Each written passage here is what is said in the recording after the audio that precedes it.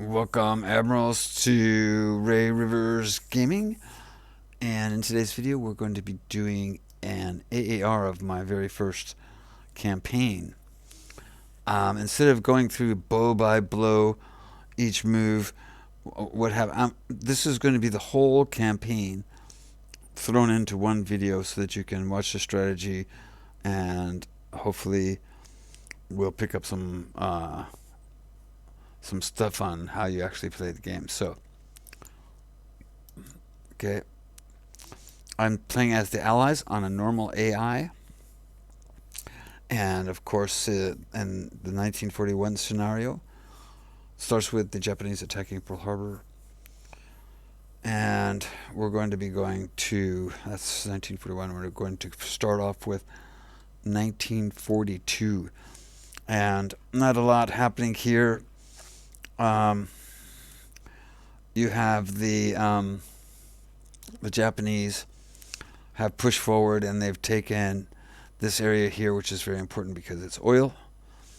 The Japanese are still pushing us back in China, and that's pretty much all that's going on at the moment. I'm building up forces. So let's look at a couple things here. First of all, advancements. We'll only touch on this one time, and then that'll probably be about it.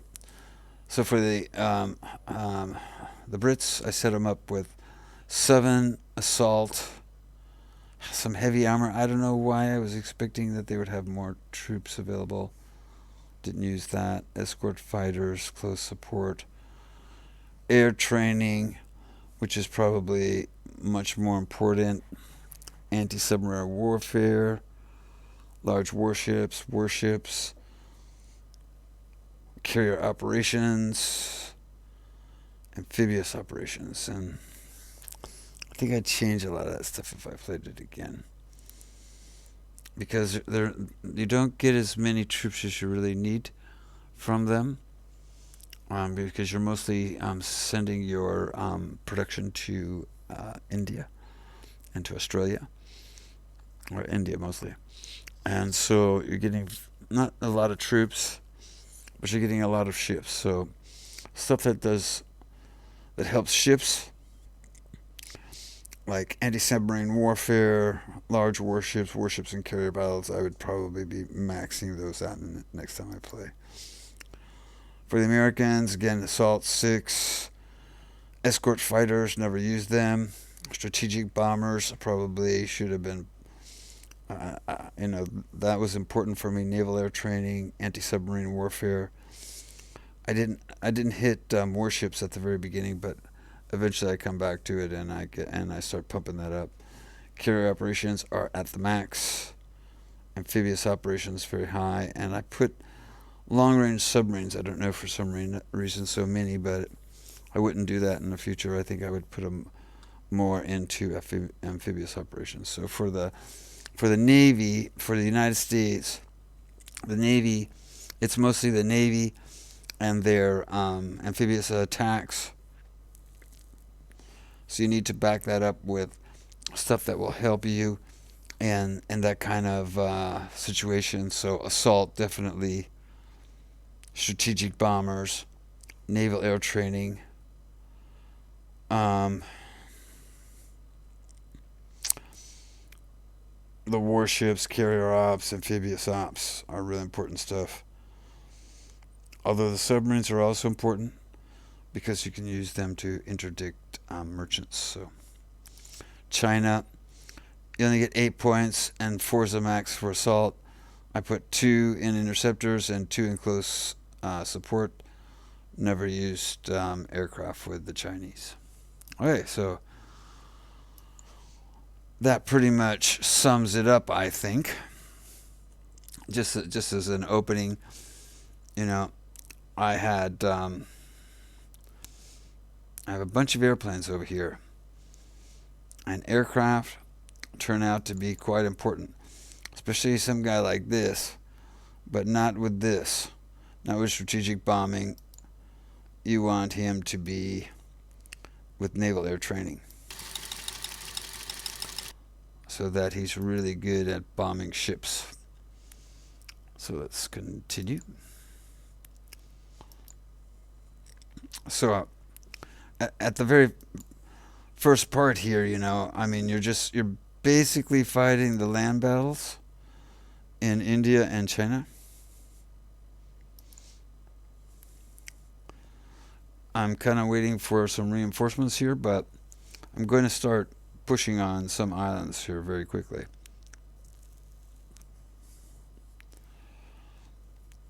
And I think we'll see this here.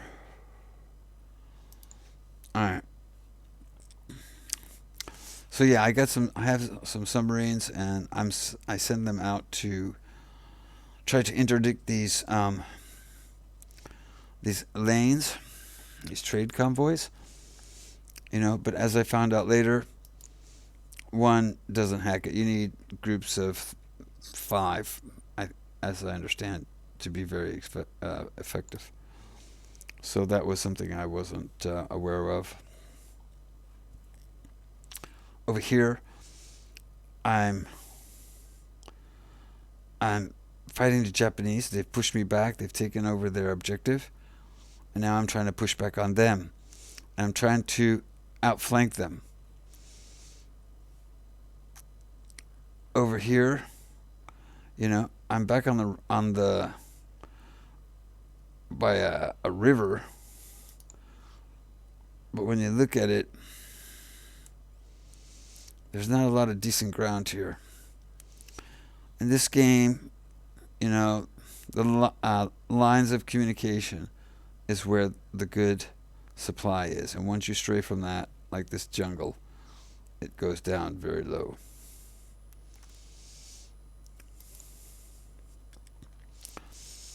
With the Chinese are pushing to the north. They're pushing on me on the north, but they've got this nice line of communication here in the south. You see that goes right up there, so all these guys are getting really well supplied. And when I look at the lines of communication, in the north you have a road that goes this way, and you have another road that goes this way, and then you got this big patch of nothing in here where supply is very bad. At the very beginning, I was feeling like the Japanese were putting a lot of pressure up on the north, while really the lines of communications, if I was Japanese, would be the south.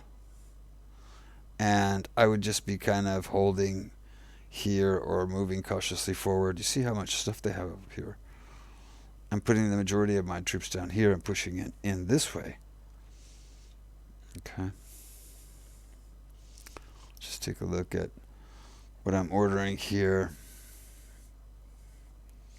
You can see all the carriers and all this stuff that the Brits are going to get later on. So that's a good reason to be researching, ships, so that when they come in at very high value. I've got another submarine here, core landing ships. Now I'm starting to get supply, oilers.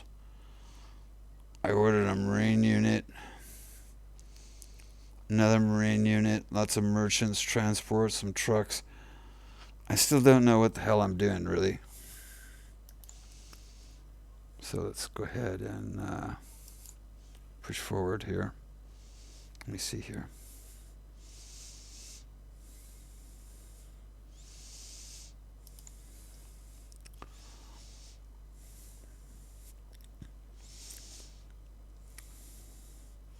All right.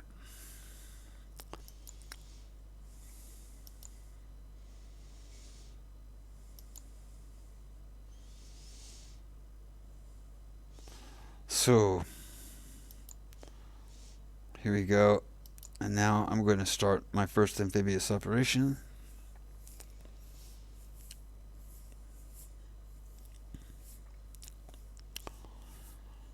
And I make a fairly bad mistake in that I take this military unit that's here, and I ship him down to take one of these islands. And sure enough, the Japanese sneak in there, and they take Hawaii. Okay, they take Honolulu, and I'm forced to reinvade to get that back. So that kind of put a kink in my plans for a little bit, but just shows keep somebody there guarding Pearl Harbor, or the AI will bite you. And you see, my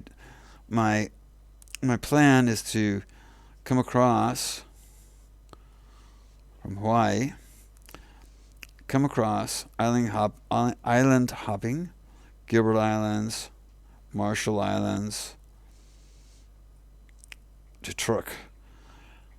And then I'm starting to feel like, yeah, well, I should come across like this and then go for the Philippines. Because over here, I can be more of a help here and also be much more of a threat to the Japanese who own all this oil, which is down in these areas here in the East Indies and on Borneo. Huge amount of oil. The Japanese start at a deficit of oil. So they quickly invade and take over all those places there and are stockpiling their oil. So the quicker you can cut it off, the better. But I don't do a very good job at that. Let's see what's going on over here on.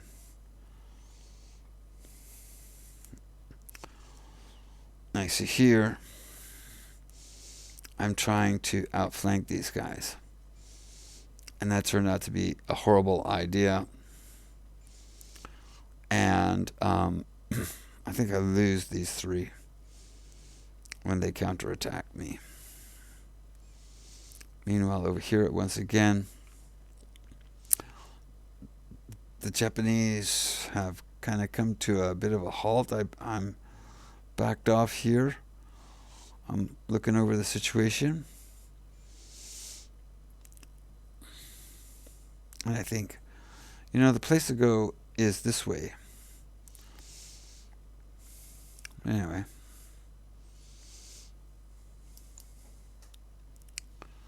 So, first I'm focused on the Gilbert Islands.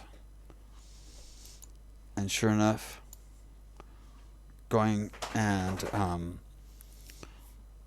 trying to take the islands there provokes carrier battles, and we get into the first of many naval contacts. Okay. Here's the first one, and as you can see, the Lexington gets sunk.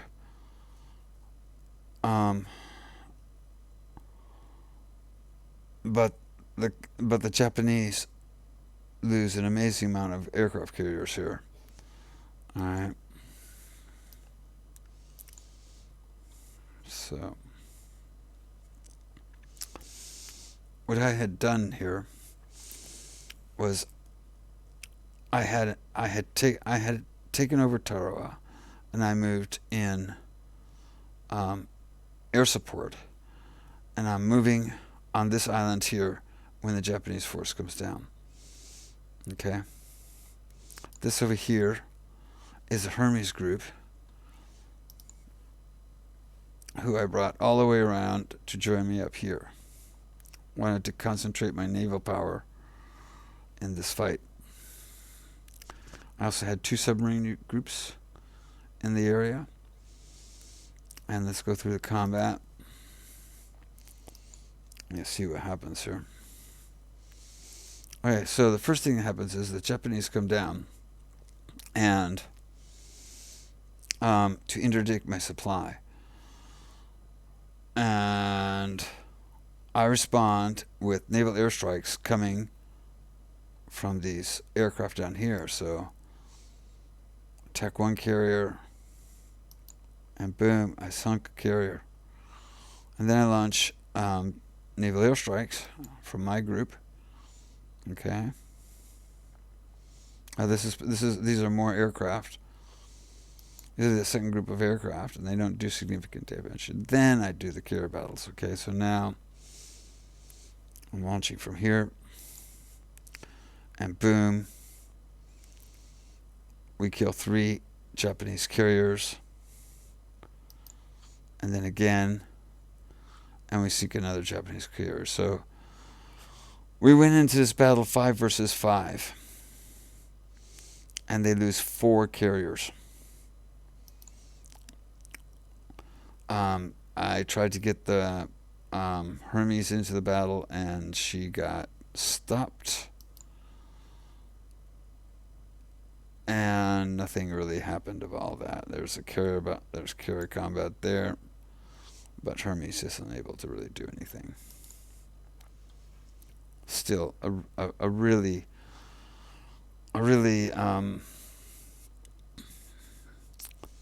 bad news battle for the Japanese. Worse than Pearl Harbor. It's Coral Sea and Pearl Harbor put together. Now, one of the things that happened here is when the Japanese came across, and they're taking all of this over here. This guy was here, and they were attacking me, and he got bumped over there, and 2 guys came over this way, and I cut their supply, and I ended up killing the 2 Japanese units. They had very few units on this assault, and it left me in control of these 2 ports. And that, I think, was a very big mistake on the part of the AI. Normally the AI, when it corners you, it will try to kill everybody. But in this case, it didn't, and that makes a big difference for me. It helps me a lot, being able to still own 2 airfields, 2 shipyards in this area here. Okay. And we come over here, and we see, once again, I'm banging my head, trying to outflank this, But I mean, when you look at the supply situation, I mean, that was really stupid. The only good supply areas are with this road and around it. You go too far away, and you're in a hurt. Meanwhile, as I've said, the Japanese were not showing a lot of troops here, so I pushed through, and sure enough, I was able to punch a hole through them and come down.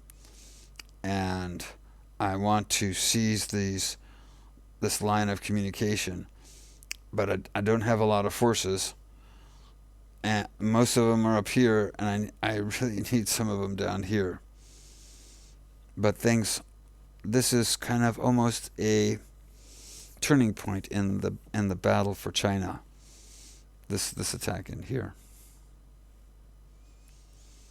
Okay, so that was the first carrier battle.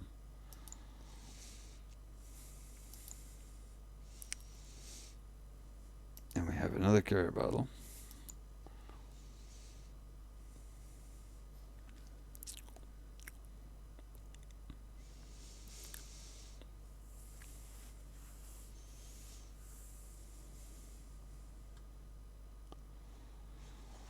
Okay, and as you can see here, they lose another carrier and 2 battleships. And once again, this is a strange battle, but if you look at the theater of operations, okay, and you look at your supply, okay, so this is a major supply for the Americans. This is where I send all my ships to get refueled and repaired. And over here's Truk, and the Japanese are doing the same thing over there. And so we're meeting in the center, having a whole bunch of carrier battles.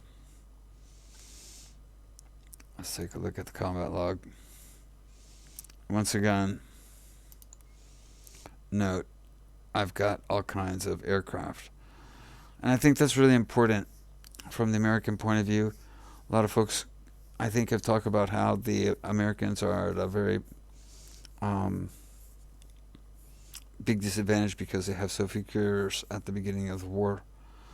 But in fact, when you look at, for example, the Battle of Midway, the Americans had as many aircraft on Midway Island as they did in their carrier fleet. So you've got to use combined ops. Get your fleet with your bombers, and I think even your submarines. So here we go. Japanese fleet comes in. I'm not. I believe it was like in here. Okay, and they interdict the supply to this island.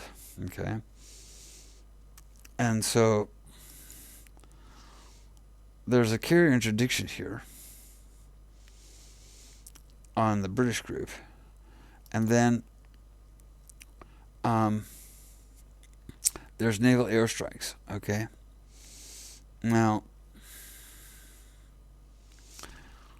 these guys weren't there, and this isn't representative. Again, I'm pretty sure they were here. And you see I sink another carrier. Again, more airstrikes.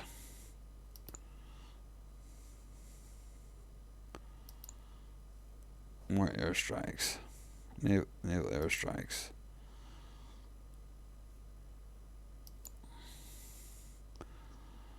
And then I moved my carriers back to Hawaii. I took them out, moved them away, and I tried to attack. I believe in this battle I tried to attack the Japanese, and we have surface combat. And you see he's right here. Okay. And I sink 2 battleships. And his carrier retreats. His carriers retreat. Okay. And then I try to use this task force here to get into surface contact, but they have carrier interdiction, and it stops me from doing that. Okay. But when you look at the fleets here, so this was 1 fleet, and it retreated into 3. And it has 3 ships with 2 CVs, 3 ships with 1 CV, and 1 ship with 1 CV. So it's too bad I didn't have other forces that I could attack them with. It was an opportunity lost, but again, another battle. And I'm starting, I lose this. I've lost now 3 CVs, but the Japanese have lost 7. Okay.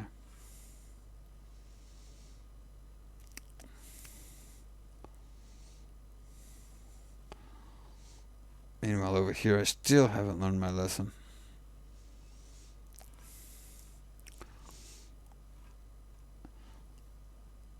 And here, with the few troops that I do have, I've made a good bulge in there, and you have to wait, of course, for your supply to catch up, and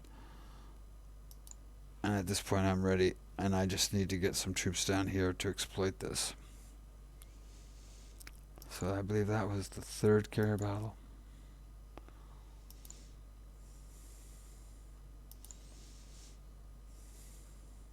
So there's 5 right in a row. So we go to the 4th carrier battle.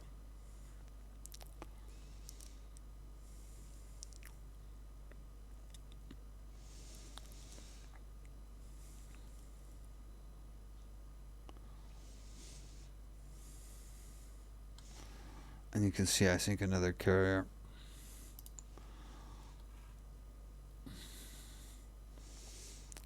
Again,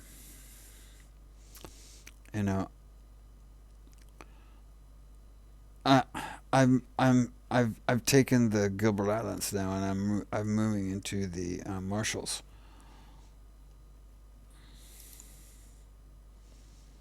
And out he comes.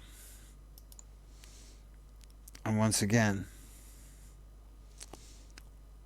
support from long-range aircraft. And we have a naval strike,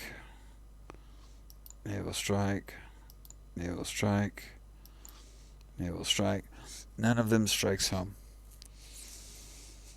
But I can't help feel like it didn't have something to do with what comes up next. And we have carrier battle here. Okay. I'm in two groups, by the way. I have one of two carriers, I think, and one of three carriers. Another carrier combat. And there's my group of three.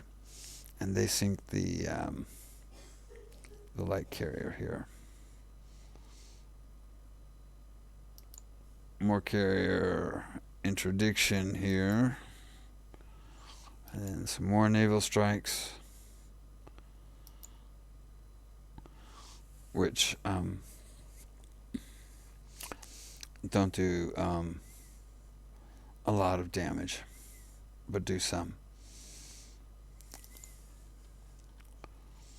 And now we're looking at 1, 2, 3, 4, 5, 6, 7, 8, 9 carriers lost on the Japanese side, and I've lost 3. And I'm starting to feel like the war's really quickly turning in my favor. I have the Hermes group down here. I've got 2 major battle groups up here.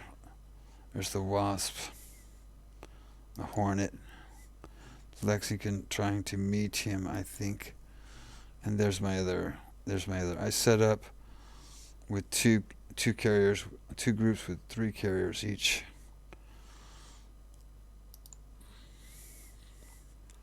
Meanwhile, over here, I have managed to push them back down. I'm pushing them down. I've recovered this oil area. But attacking these garrisons with naval bases is pretty difficult.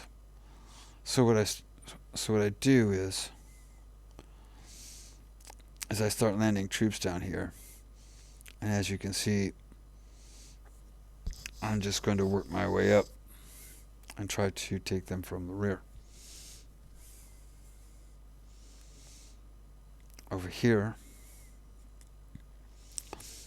once again, the Japanese maintain their lines here, while I'm pretty much free to do what I want. The thing that's holding me back is I don't have enough troops.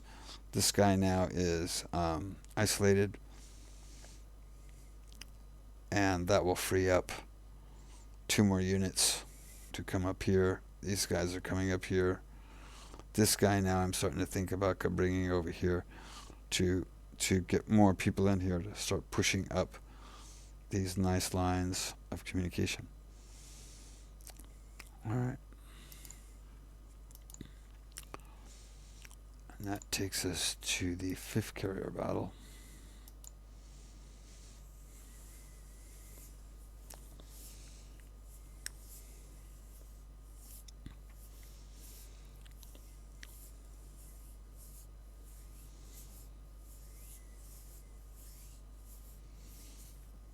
Okay, and once again, down here you see another carrier sunk and another battleship sunk.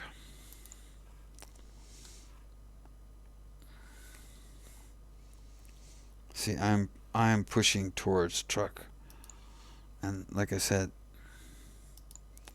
that's a very important base. When you look at it in the great scheme of things, being able to move my forward operation base from Hawaii to Truk makes a huge difference, and that's why the Japanese are really fighting me.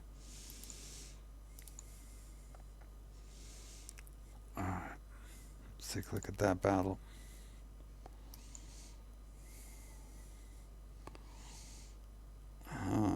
Okay, so once again, I've got a long-range bomber, and I carry out a couple airstrikes, And then it's carrier combat. Alright. We have 3 carriers. We ambush them. 2 hits. Japanese carrier, and he sunk. And we attacked the other carrier that was there.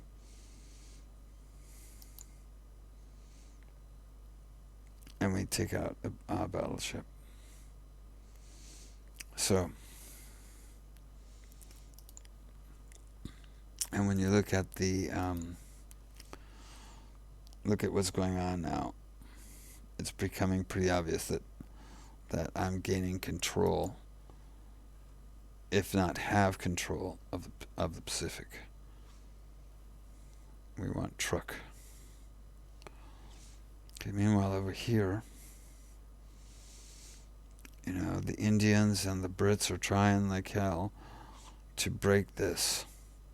But it's very difficult. We end up fighting our way down because I believe now we have trucks, and I'm using those trucks like mad, and we're able to take Rangoon. But what I really need to do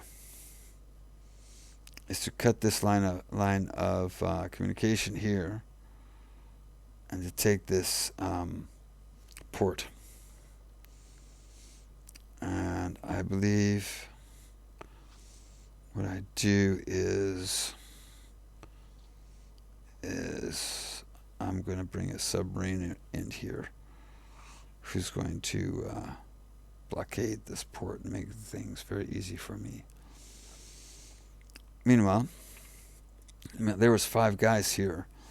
These Japanese appear to pose no threat, so I send 2 more other guys are coming over here. And you can see that I'm keep pushing. Alright. Here. Yes, I'm fighting with the Japanese up here just to put casualties on them. But my main effort now is a strategic flanking maneuver. Trying to get this this port here. These are 2 important ports. Sorry about that. See, both are very important for the naval side. Let's see what we got going here. So now the Brits are getting supply trucks. The Americans, I was messing around with this. Don't worry about that. Now I'm putting more emphasis on landing ships, supply oilers, transports. Another bomber where I put in as close support, but I think most of these bombers I end up now at the very beginning I was going for naval air, but now I'm starting to change my feeling that I need to go to close support. So I mean, I got plenty of points and you can change them fairly easily, so that's no big deal. But again, you don't see a lot of infantry and soldiers, do you? Because what I'm doing,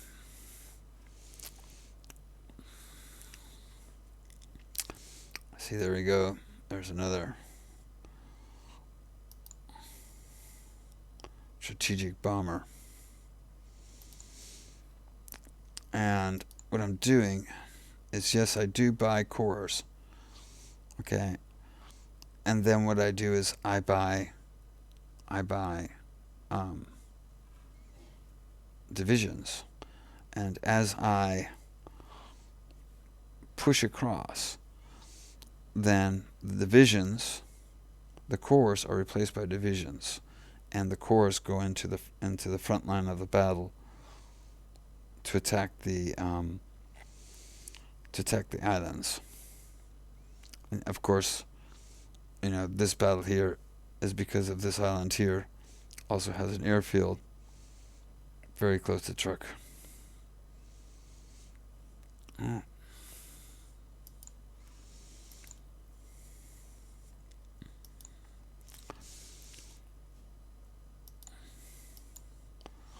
So we finished with the big naval battles, and we don't see many. We don't. I don't see almost no other large naval battle again after this. Okay, and the reason, of course, being, I mean, I have just completely whomped these guys. Okay.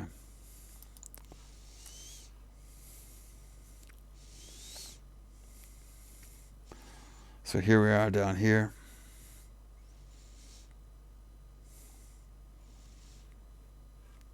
We're taking these outer islands. I'm trying to shift stuff forward. I've got Truk now. Getting my strategic bombers up.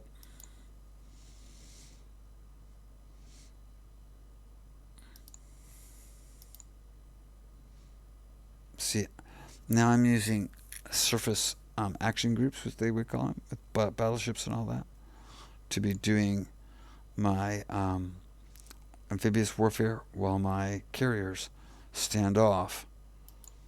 Okay, to defend what's going on, and then I also am using carriers as screens.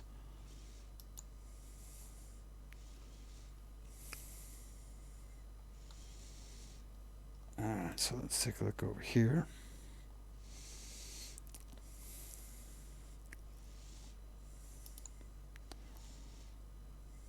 He just landed in there.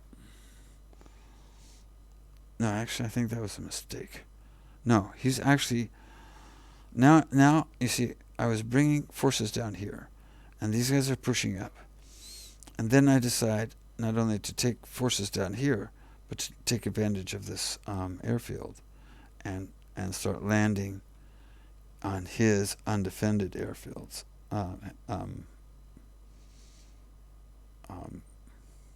naval bases. So, although these guys aren't in supply, they're helping to break the Japanese supply.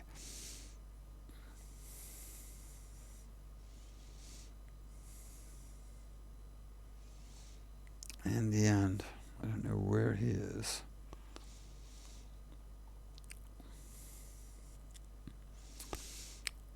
What I end up doing is I bring a ship in here to blockade here, and I believe I also had I think they're submarines, one here as well, to stop their supply, because you see they're all in very good condition, and even with my trucks, you know, I'm just taking lots of losses trying to take this area here.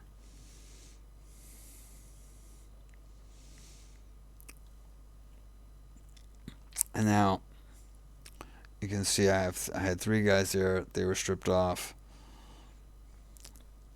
I am now really pushing hard over here. A little bit of pushing up here. But this is the main theater battle for me right now with my Chinese forces. Okay. If you look at the road system says get down here and go up there. Okay. Yeah. All right.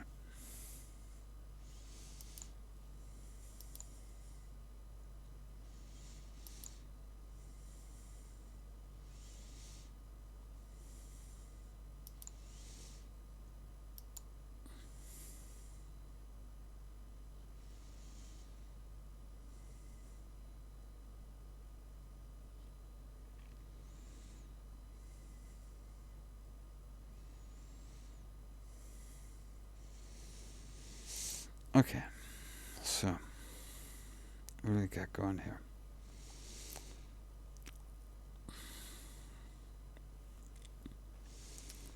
Okay, so here you can see I got my whole fleet in Truk. Okay,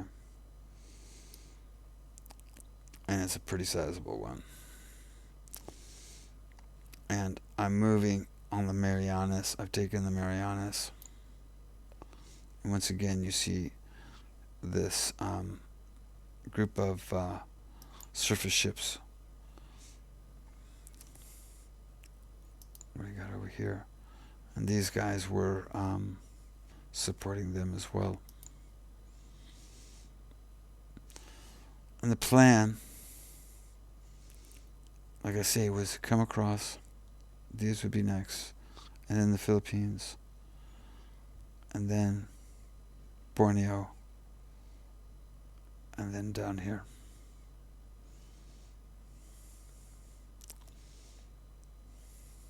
So let's take a look here.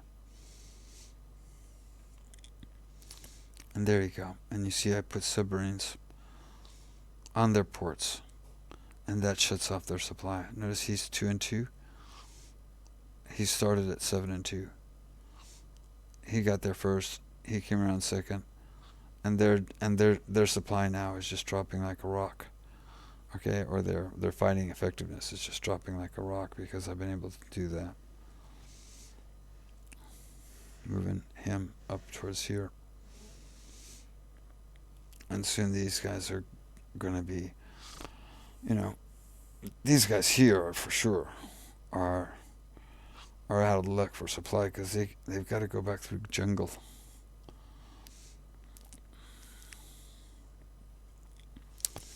Meanwhile, over here, the Japanese retreat, so I have to follow them. And like I say, I'm trying to put much more forces over here where I can use them. The difficult part over here is these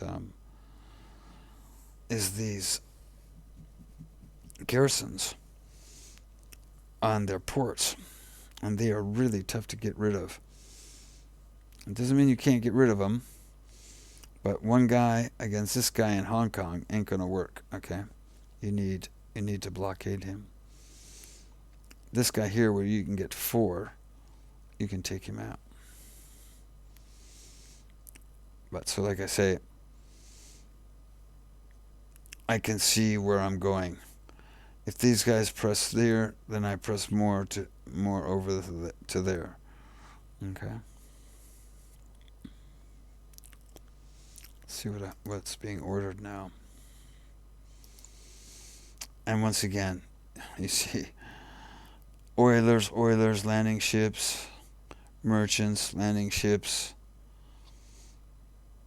Ordered some submarines, ships. Okay, and once again, I'm going to come back over here. No, he's not the same one. Now you see that I'm buying division. I've bought divisions as well. These guys need to go and take over the place of cores, so that I can use my cores for continued amphibious ops.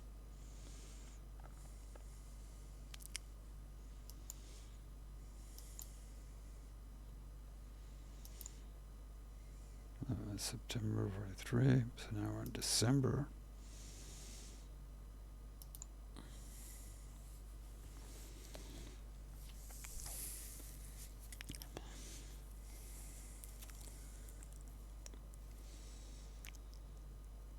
With the Japanese Navy crippled, now it's all about really how are you going to use your naval supremacy. Notice how all these guys with fleet has low supplies.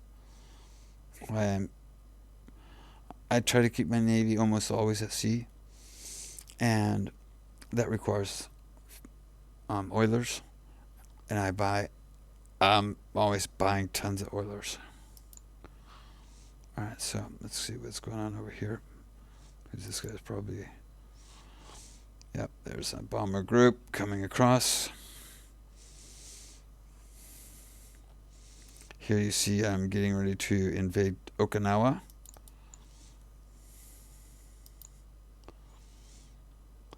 And for any of you who watched my supply video, I was trying to show how to resupply a unit that has that is on the beach and doing a beach assault, and that's that right button right there. Okay, and it will take your operational points as the cost. So you want to resupply him. Notice it says supply beachhead. There you go. Okay, took both operational points, supplied him.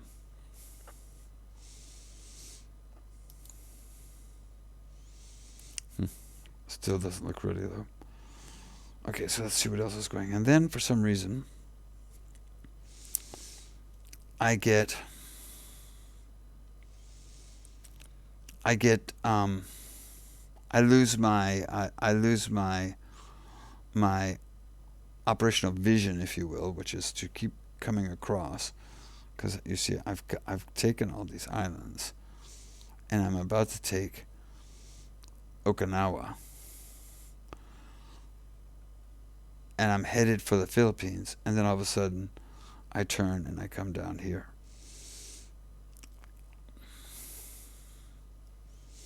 And I think the reason that I do that is because 3 victory points down here. So,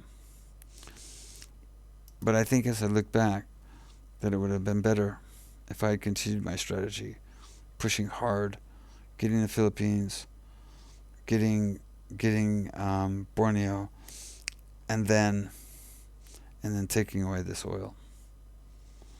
Okay, remembering that the Japanese start the game with very little oil. They need to get oil very quickly, and then essentially they're stockpiling oil the whole time that you're allowing them to do that.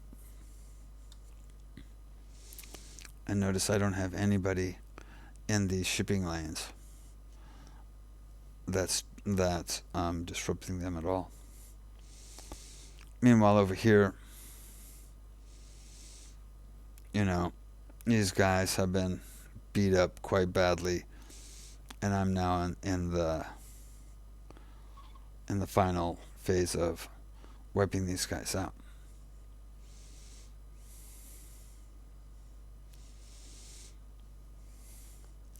And like I said, I'm now on the offensive for sure, and I'm moving hard, pushing now in both directions very hard. Okay, hoping to get things like this to happen, where I can isolate a unit and annihilate it. Mm-hmm.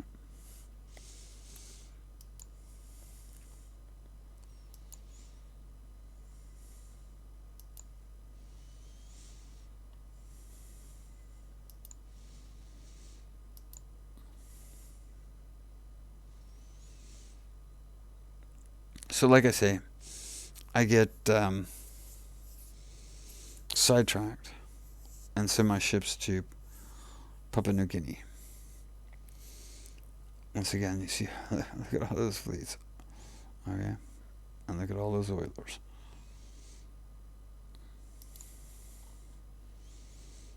So we come on down, and here I am. And once you have fleet supremacy, you just blockade these ports, and then that's the end of that. And then their strength just falls off really badly, and you can just kind of roll over them. Funny enough, I still don't take. I didn't take Rabaul there. So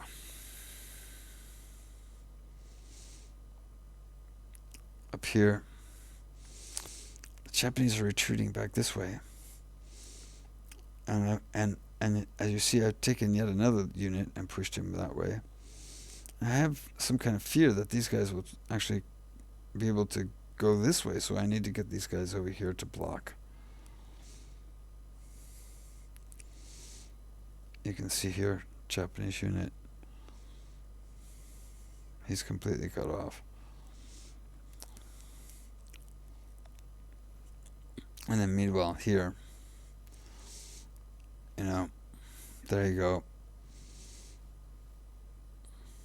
big pocket. There's actually even, yeah, got a pocket on them there. These guys are going to get destroyed quickly. Moving hard on them. But notice how I'm just keeping to those roads.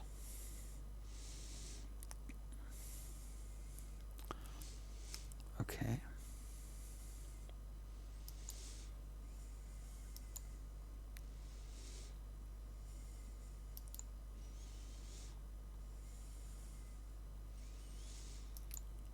So now notice, I'm up in Truk in September of 1943, and in July of 1944, I attacked the Philippines. I go after the Philippines. So September, October, November, December, January, February, March, April, May, June, July. I mean, that's almost a year.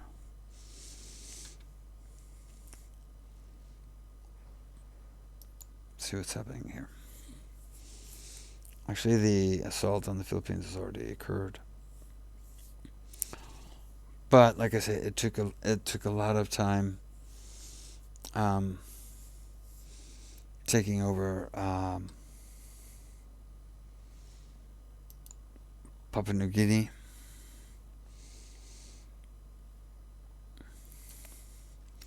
Which you see has been done. But I still haven't taken Rabaul and taken any of these islands. Over here, you can see I have ships all over that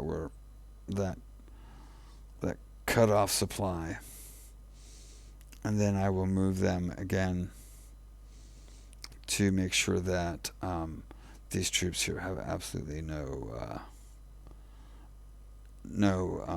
supply coming in. I got 12. Got a 12-man large infantry corps. He's got 2 in the garrison. This guy's going to disappear very quickly.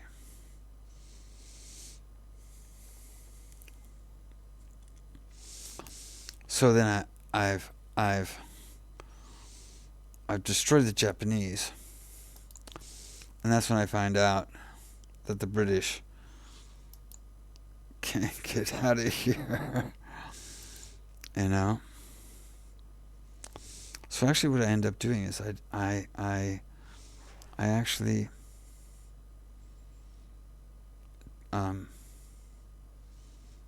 got rid of. I disbanded a number of units, and that was because I'm starting to feel the economic pinch here with the UK, and I want to be able to have a lot freer hand in moving those guys around. So anyway, now you see I'm creating more pockets here. Once again, these guys are anchored, but look at that guy. I don't know what the supply is in here. I've got good supply. You can see how quickly I've moved up here. Okay.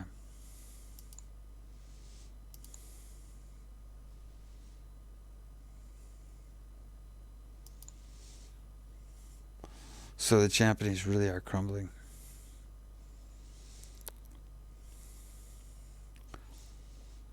And one of the things I learned was about convoys. And when you see a number here, it means you have the capacity to send additional stuff by your convoys, by the amount of merchant marine that you have here, right? So I'm sending, the UK is sending 19 to India. And if I wanted to, I could get rid of that trade and I could add 8 more and send 27. Okay? You see there? It says 27. Just click it on up, create trade. Alright. Let's again take a look here. And once again, you see just an amazing amount of supply oilers.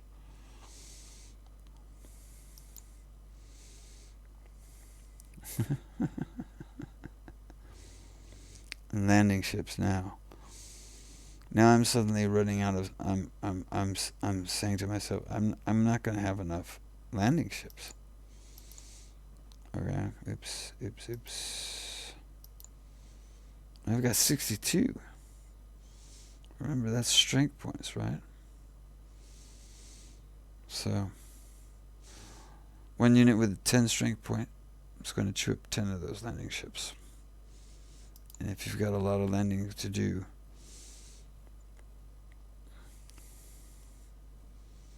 and I still do because I haven't taken Borneo, I'm still trying to finish off Philippines. I want to come down to Borneo. So,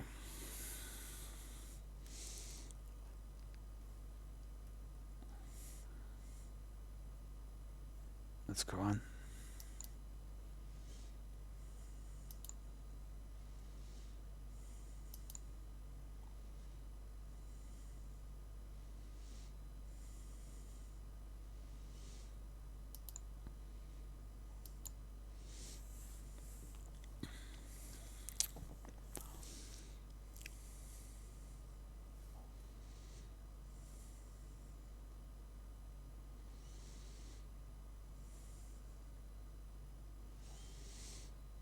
Oilers. So finally, I've pretty much taken control of the Philippines. This guy, dead man walking. Okay.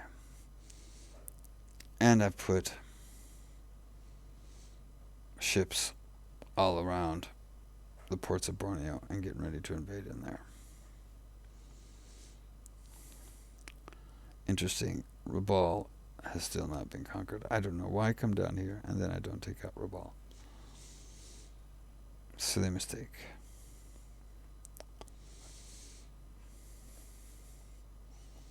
Meanwhile, in China, these guys that were holding off have now been taken out. And one of the reasons is because I've sent a destroyer squadron down here to blockade ports if necessary to help out the Chinese.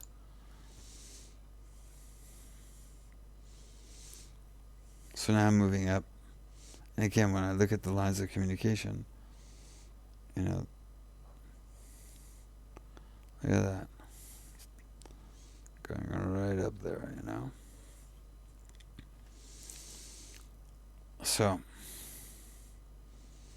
I'm going to be trying to push right along this line of communication here, hopefully trapping these Japanese in this area here.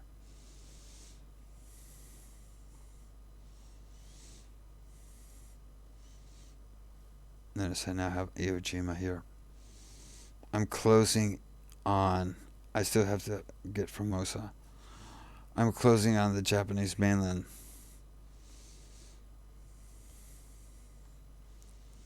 But I'm really behind schedule, huh? I should have been doing this a lot faster. We have 1 year left in the war.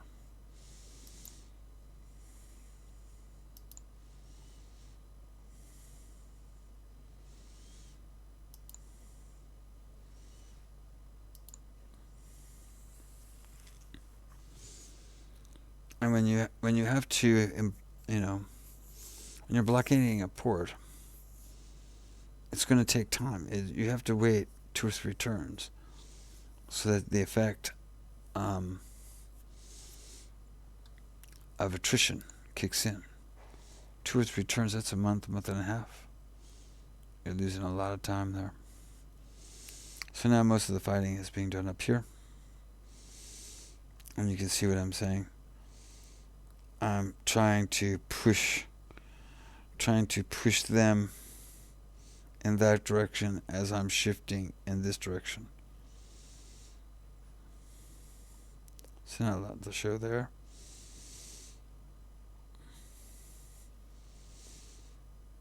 I finally figure out also, and this will come up in the next turn,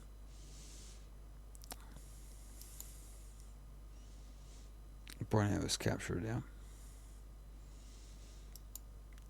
that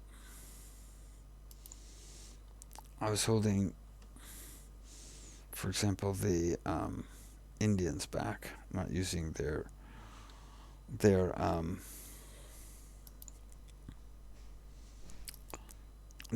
production points, when it dawned on me that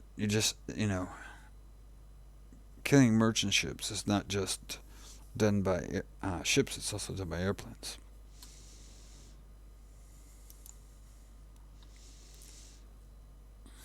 Let me see what we got over here. You can see, once again, now I've got a task force in here, and I've got one submarine, which isn't going to help me.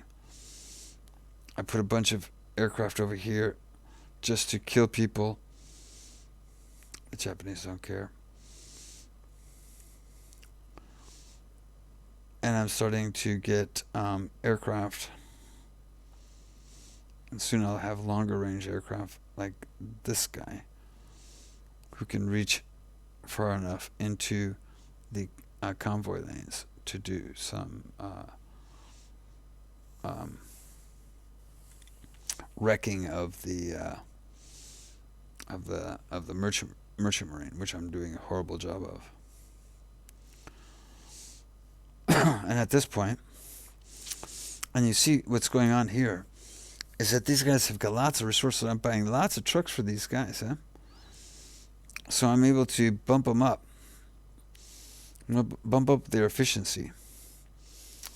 And once again, I'm working really hard on creating a pocket. And I'm going to close it. And whoever's left inside, adios.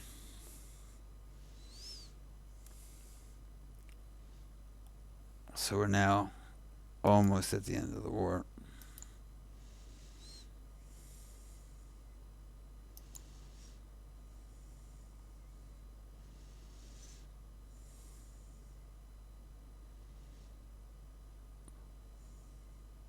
I think we already looked at that, didn't we?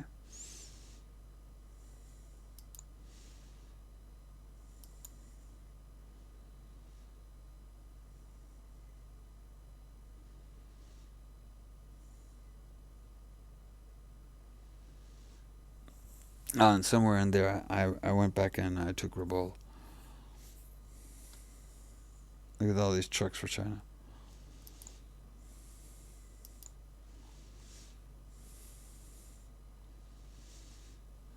And you can see I cut them off here and just wiped them all out. And now I'm pushing.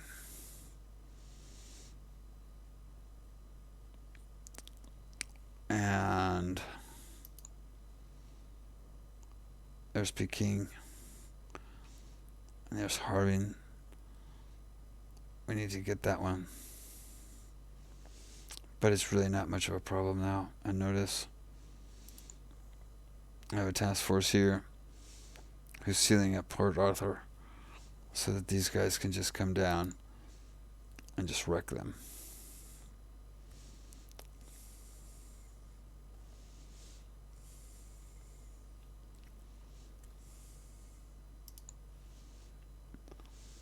And notice I have taken Rabaul. And I'm starting to prepare to launch an attack against Japan. hoping to land troops here to come in there.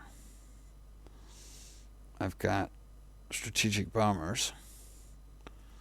Only 4 of them, though. Look at all those airplanes. I got a lot of units. Okay. And up here, they have a lot of units, too.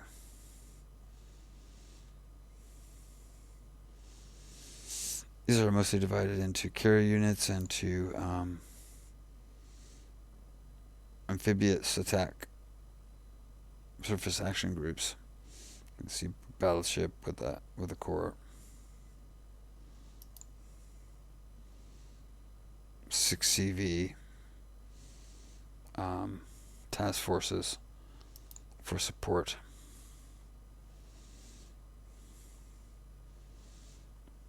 I've tried actually bombing these guys, and the result, look at these forces. Look at how much Air Force Japan has in comparison to mine.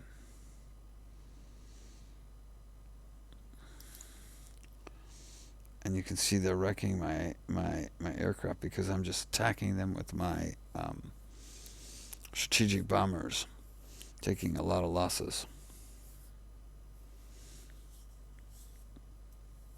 But when it comes to the naval side,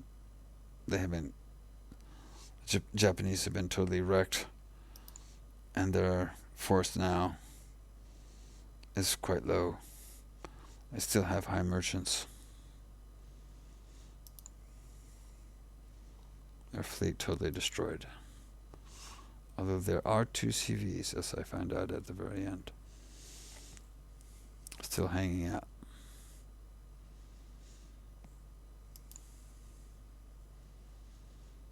So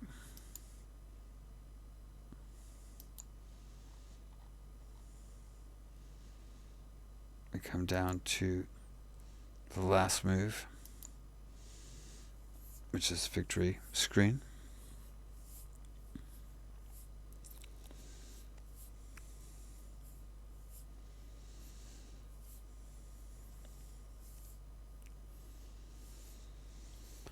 And here we see that, you see with victory points, the UK individual major victory, USA individual major victory, Soviet Union individual historical result. I didn't use them. China individual major victory, Japan individual worst in historical result. Okay. And now we see it from the Chinese side. Okay. And you can see here that I actually have started an invasion. And they have some patrol boats here and torpedo boats. And I believe also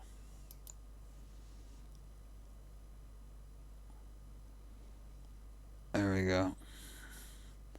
The remainder of their fleet, 2 carriers and a battleship, Nagato. I was surprised to see that they had mechanized groups. They have 2 mechanized groups.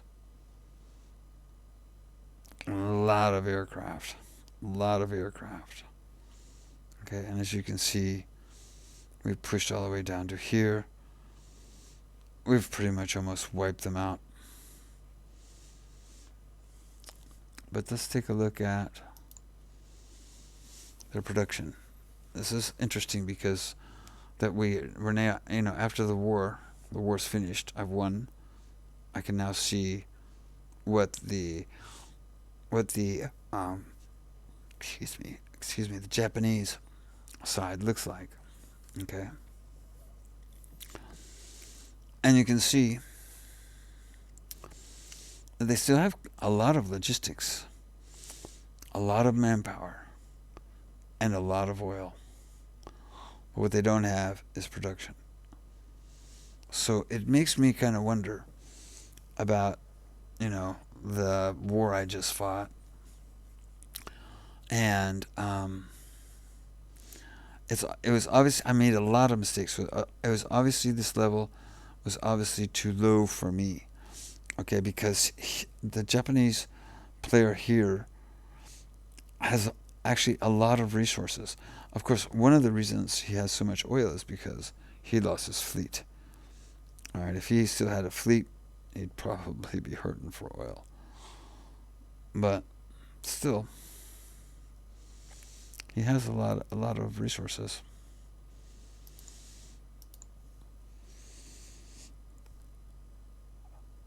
Very little, very little um, trade routes going on here. South China Sea, East China Sea. He's trying to he's trying to get that stuff up from the south. And let's see, let's take a look at his advancements.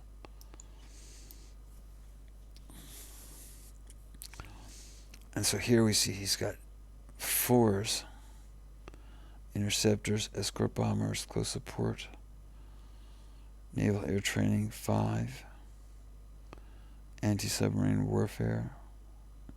Good call, because I wasn't using submarines very much. Carrier operations. At some point there, after the first year, he's got to say, I've just lost all my carriers, so I need to pull out these points. Amphibious operations were small. Again, a lot of points in submarines.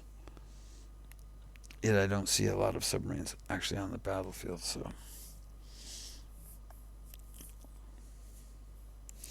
I don't know. I get the feeling that that the Japanese guy could have been a little bit more focused, and maybe that's a wargamer's min max attitude. You know what I mean?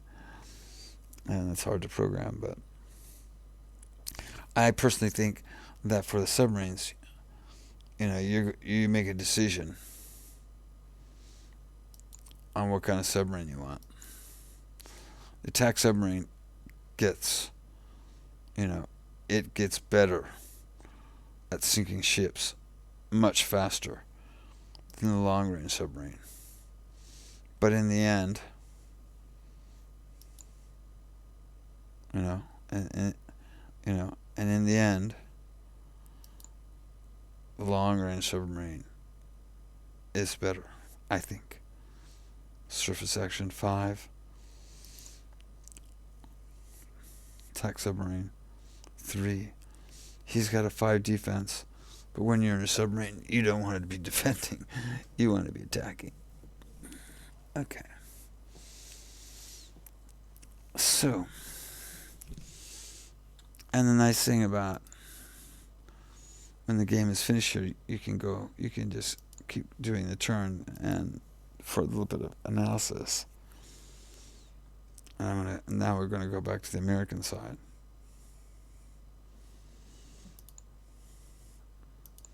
And let's take a look at our. Oh, one thing I want to talk about real quick was comment.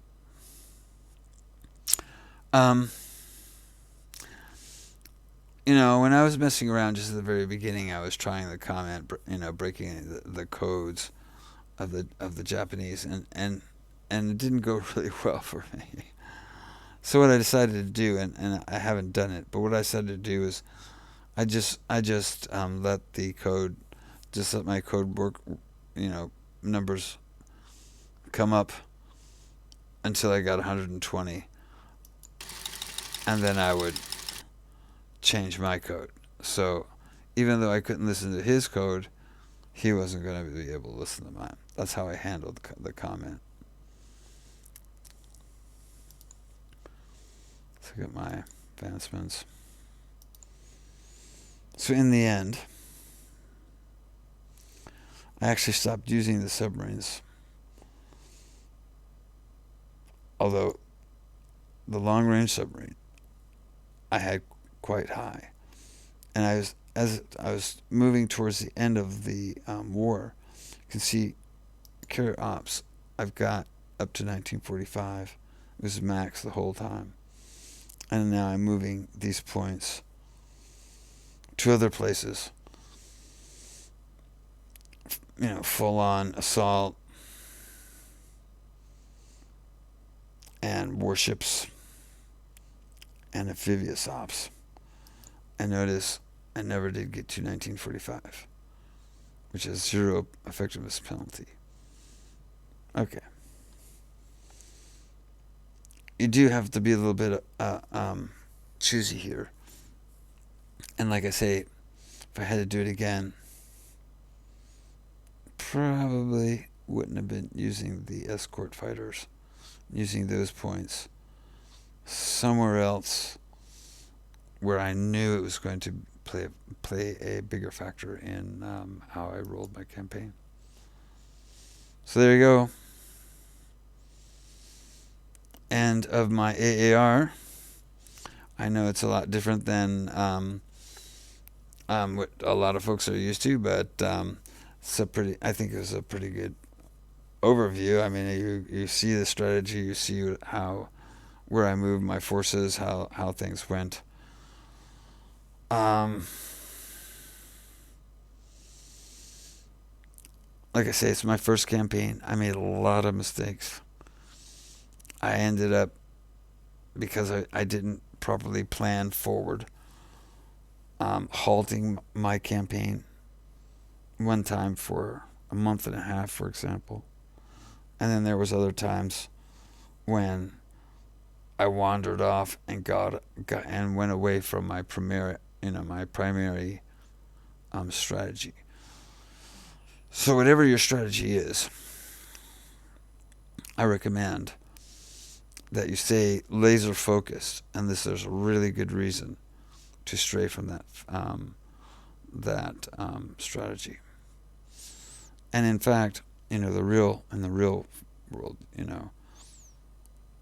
the Americans come down here. Okay. Valdez-Corsi, Guadalcanal campaign. Okay. So that's where they start first. I just went straight across. Anyway, I had fun, and it was an amazing learning experience. And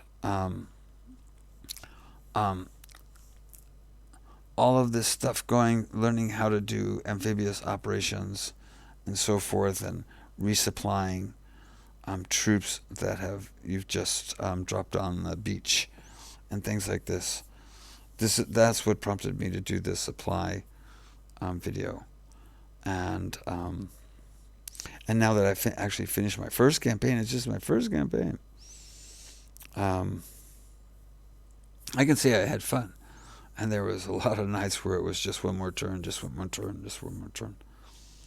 So anyway, I hope you found that interesting. If nothing else, possibly enjoyable would be the best result. And I think I'm going to be playing some more.